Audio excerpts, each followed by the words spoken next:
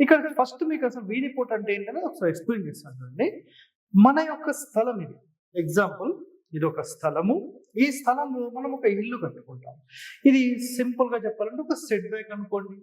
So, ఈ set బ్యాక్‌కి సంబంధించిన కాంపౌండ్ వాల్‌కి ఎక్కడి నుండైనా సరే వచ్చి ఒక వీధి దీనికి తగిలితే దానిని మనం చూపు అనొచ్చు, వీధి శూల అంటారు, దాని తర్వాత పోటు అంటారు. సో, ఎన్నో రకాలుగా పేర్లుంటాయి. అయితే మనకు ఇప్పుడు ఇది పోటు అంటున్నాం. సో, సార్ చూపుకి, వీధి పోటుకి మరి వీటన్నిటికి డిఫరెన్సెస్ ఏంటి? ఇది నేను ఒక స్పెషల్ ఎపిసోడ్ లాగా చేసి మీకు ఎక్స్‌ప్లెయిన్ చేస్తాను. సో, ఇక్కడ మీరు ఒకసారి అబ్జర్వ్ చేయండి ఏంటంటే, మనము ఈ వీధి పోటు గురించి మాట్లాడేటప్పుడు మొట్టమొదటిగా ఇక్కడ ఒక పాయింట్ ఏంటంటే, మనము ఆధునిక వాస్తు అధ్యయనం ఒకటుంటుంది. మన పూర్వీకులది ఒకటుంటుంది. అంటే మనకు ఏన్షియెంట్ బిల్డింగ్ ఆర్కిటెక్చర్‌లో ఒకటే ఒక కండిషన్ చాలా క్లియర్‌గా చెప్పారు.